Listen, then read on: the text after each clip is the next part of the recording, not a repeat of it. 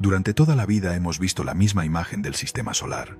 Un sol en el centro, 8 planetas girando alrededor, todo ordenado, sobre un disco perfecto. Es limpio, es fácil de entender y es tremendamente engañoso, porque ese disco solo existe si lo miras desde dentro. Pero imaginemos algo sencillo. Imaginemos que una nave despega desde la Tierra y empieza a subir verticalmente, alejándose del plano por el que giran los planetas. Al principio, nada parece extraño. Los planetas siguen ahí, girando alrededor del Sol como siempre. Mercurio, Venus, la Tierra, Marte, todos moviéndose sobre la misma superficie invisible.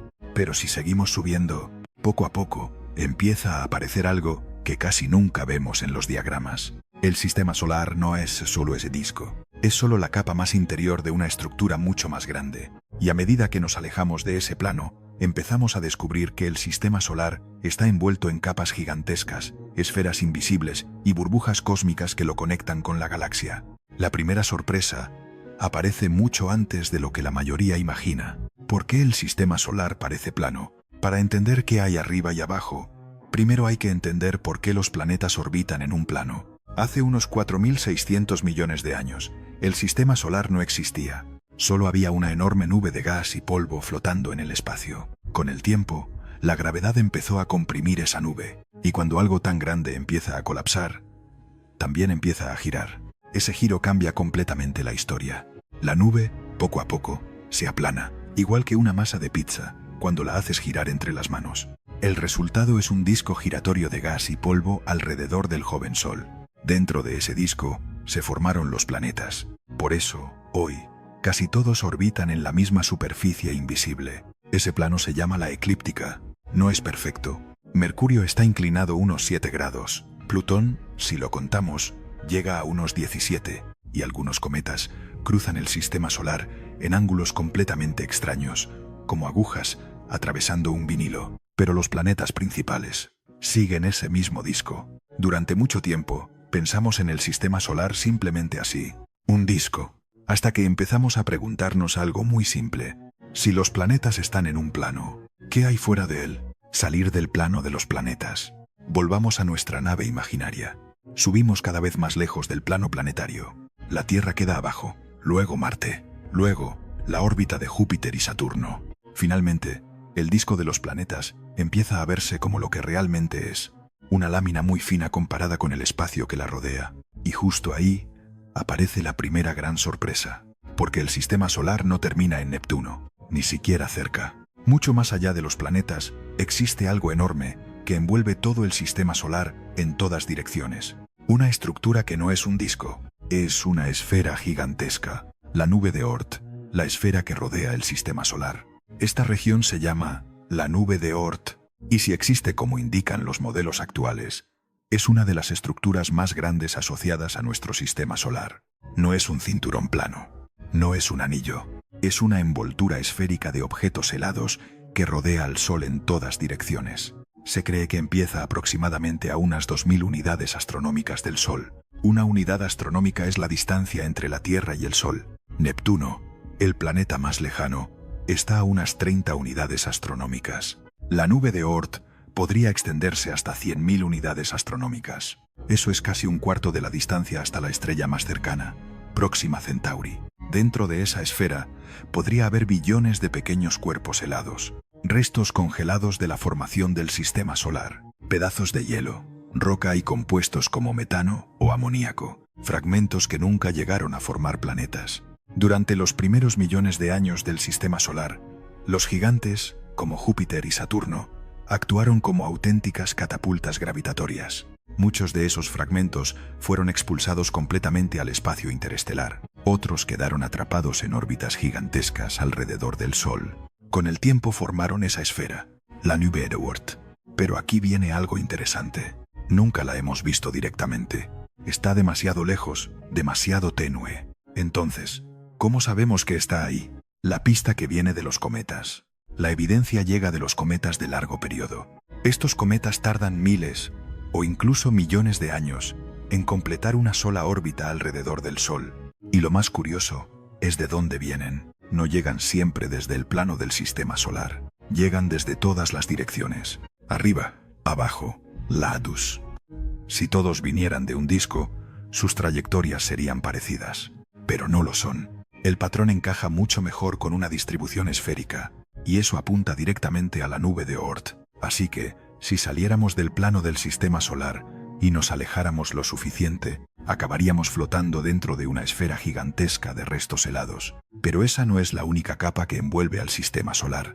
Hay otra más cercana y, en cierto modo, más importante: la burbuja que crea el Sol. El Sol no solo emite luz, también lanza constantemente un flujo de partículas cargadas llamado viento solar. Electrones y protones que salen disparados hacia el espacio a cientos de kilómetros por segundo. Ese flujo se expande en todas direcciones. Y mientras se expande, empuja contra el gas extremadamente tenue que existe entre las estrellas. Ese choque crea una estructura gigantesca, una especie de burbuja alrededor del sistema solar. La llamamos heliosfera. Si pudiéramos verla desde fuera, no sería perfectamente redonda. Se parece más a una gota o a una lágrima alargada, porque el sistema solar se está moviendo por la galaxia. El Sol orbita el centro de la Vía Láctea a unos 828.000 kilómetros por hora. A esa velocidad, el viento solar crea una especie de ola en la dirección del movimiento y una cola detrás, como el agua alrededor de un barco. La frontera de esa burbuja se llama heliopausa, y más allá de ese límite, empieza oficialmente el espacio interestelar. En 2012, una pequeña nave humana cruzó esa frontera. Voyager, los primeros emisarios fuera del sistema solar. La nave Voyager había sido lanzada en 1977. Durante décadas exploró los planetas gigantes y después siguió alejándose del Sol, hasta que, finalmente, detectó algo histórico. El viento solar desaparecía. El entorno de partículas cambiaba. Había cruzado la heliopausa. Había salido de la burbuja del Sol. Voyager 2 hizo lo mismo en 2018. Hoy ambas sondas están viajando por el medio interestelar, aunque, técnicamente, todavía se encuentran dentro de las regiones internas de la nube de Oort, pero incluso el espacio interestelar no está completamente vacío. La nube interestelar por la que viajamos, el Sol no atraviesa la galaxia por un vacío perfecto. Actualmente, está pasando por una región llamada nube interestelar local, una zona donde el gas y el polvo interestelar son ligeramente más densos que en el espacio circundante.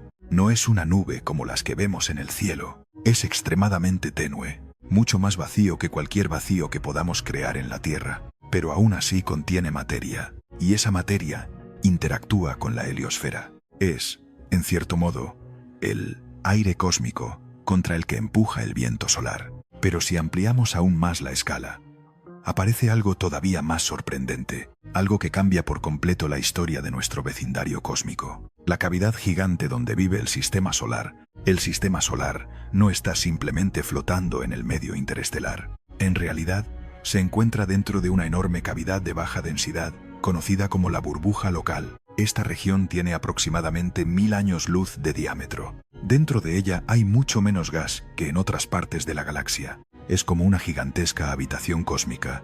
¿Y cómo se formó? Explosiones estelares.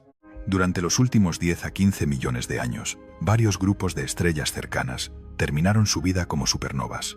Cada una liberó una cantidad colosal de energía. Las ondas de choque empujaron el gas interestelar hacia afuera. Poco a poco, excavaron una cavidad gigantesca, la burbuja local. Lo más interesante es que el sistema solar no siempre estuvo dentro de ella. Los modelos sugieren que el Sol entró en esta región hace unos 5 millones de años.